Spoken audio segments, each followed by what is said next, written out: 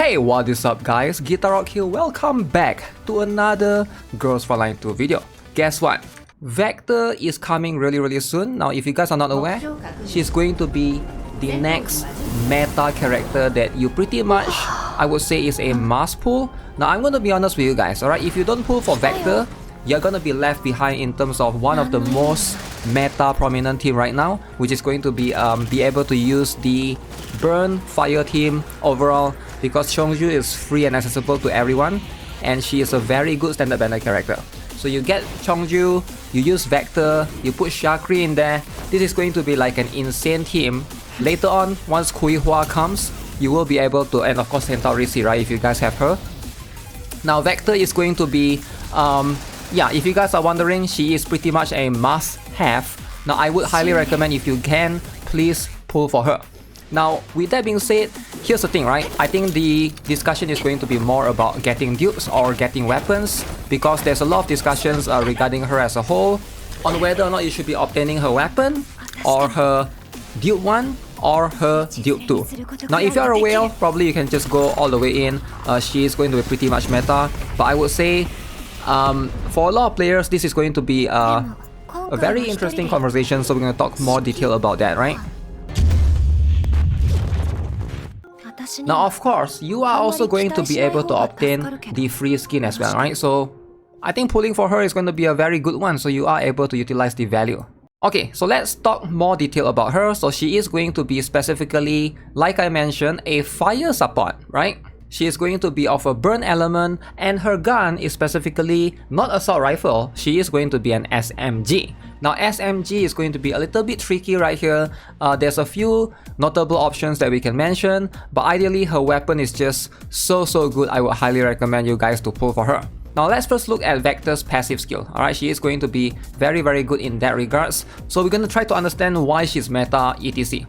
So she's going to be immune from negative effects of burn type terrain, that's number one. So that means you can put her in the middle of the fire and she's going to be fine, right? Before dealing burn damage, if the target has overburn, applies overheat combustion on the target for 2 turns. Alright, now at the start of the battle, increase the attack support count that deals burn damage by 1. This is going to be, again, very good for someone like Chongju and Shakri with a neural expansion thing, right? So at the start of each turn, if Vector's Confactance Index is full, decrease Confactance Index to 0, increase attack by 10%. This is going to last until the end of the turn. As you can see, pretty crazy stuff right there. She's going to be able to boost her own attack as well. Now let's talk about overheat combustion a little bit, right? What the heck is that, right? Now when you gain this, the holder and all allies within a 1 tile radius of it receives fixed damage equivalent to 20% of the caster's attack. This is considered a burn type debuff. Alright, this is a very good one. So you move Vector near to the enemy, they are going to be able to obtain this crazy debuff. She is going to be always in front to somewhat tank for you. So this is something that you want to take advantage of, right? So you want to apply this to the enemy. As far as I know, there's not much characters that can apply debuff, especially burn type, right? So that's going to be something of an advantage. Now her ultimate skill, this is going to be the one that she sprays fire all over. This is what makes her really cool, right? When you get her, alright, so she's going to, when you use this, it's going to basically just scorch the entire tile everywhere. AoE burn damage, 60% of attack to all enemies. She will generate scorched tiles as well, lasts for 2 turns, applies fuel to the fire to all allies for 2 turns. Alright, Vector also gains extra command. Now this is where it gets interesting. The fuel to the fire is going to be her buff. Alright, this is going to be the insane buff. What this does is, when you do burn damage, this is going to be for everyone in the party, you're going to be able to increase damage dealt by 10%. Now of course, it only applies if you can do burn damage. If you put Swami in there or Macchiato in there that do ice damage, it's not going to get this boost, right? 10% is pretty good. Deals additional instance of fixed damage equivalent to 20% of attack to the target. This is considered as a burn type buff, cannot be dispelled. Alright, so as you can see, her ultimate skill, pretty cool as well. Now her skill 2 basically just select the enemy target between set 1 tile, deals burn damage, applies firebrand for 2 turns, right? Now you can also gain Confactance Index, you know, for self. Surprisingly, this skill doesn't use Confactance Index. Firebrand basically makes you, you know, receive burn damage to generate scorched tiles. Alright, again, this is going to be similar to the ultimate scorch thing. Now skill 1, pretty straightforward, deals burn damage. Alright, if the target has burn type debuff, deals fixed damage to the main target, alright, 50%, and all enemies within 3 tiles radius of it, applies overburn for 2 turns. increase confidence index for self by 2 points as well. Now, she's a very interesting character. You can see every single one of her skill 1, skill 2, ultimate skill, it consumes 0 confidence index. In fact, the skill 1 and skill 2 gives you back some confidence index, right? Which is, if you guys are still not aware what that is, that's a skill point, right? And her passive skill literally just you know, consumes all the confidence index, reduce it to 0 points to basically increase her attack, right? So therefore, she is going to be pretty decent as a DPS character herself, right? She's not going to do as much damage as Chongju, but her damage is going to be quite high compared to most other supports like Suomi and stuff. Now let's talk a little bit more about her Vs, her in this case, the Dupes, alright? So V1, this is going to be the recommendation for a lot of players to obtain. Alright, if you guys are not aware, what V1 does is there's a new effect for the overheat combustion, right? Increased burn damage taken by 30%, so you are going to be able to do that. Very, very cool. Like, this is a lot of increased damage, right? It's going to boost your fire team overall. Again, Chongju and Shakri is going to do even more because they can do burn. 30% is already insanely crazy. Fixed damage is dealt to all allies within 3x3 tile radius of the target. Increase the attack count of support attack that deals burn damage by 2. So by default, this is going to be 1. So it's going to increase it by 1 more. And again, Chongju, Shakri is going to be both are characters that relies on support attacks. So that is going to be a significant buff to them. So consider that you know, that boost for them as well. This is going to be a very, very good one overall. Now, I do highly recommend, if you guys can afford to, go for V1 for sure. This is going to be a very, very good one. Now, one more thing, V2, right? So V2 is going to be an interesting one. So this one also gives a little bit of boost as well. So if you can afford to, you want to go even further, go to V2 is fine. But I feel like V1, you get a 30% extra damage for burn. You also get the 1 extra support attack.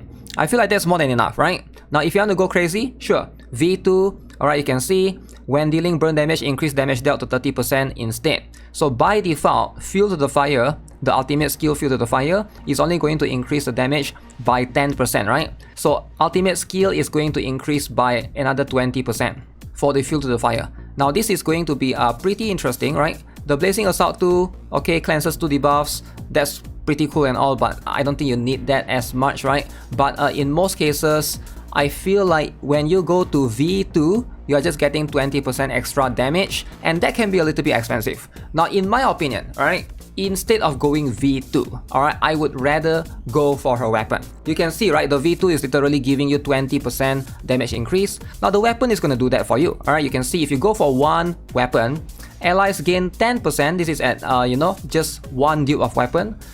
Increase damage when attacking target with burn related debuffs, that's 10% there. And if the attack causes burn damage, additional 10% damage. Alright, so again, allied targeted attack deals 5% more damage to the target with overheat combustion. So you're gonna get the 10% and 10% here. This is the 20% that you need. So I feel like going weapon is better than going for V2. So in my opinion, it's a little bit of a toss up, right? I feel like this is going to be the priority order, in my opinion, right? So if you look at this carefully, going for V1 makes a lot of sense. You get that increase in attack and stuff, and then go for weapon afterwards, and then V2 is going to be the last priority, because these two things actually gives you about the same things, alright, about the same effect, but weapon makes more sense because, if you guys are not aware how weapon banner works, it's 75-25. Now, when you go for V2, I don't know why I write weapon, this should be vector. Now, when you go for V2, it's 50-50. There's a chance for you to lose it,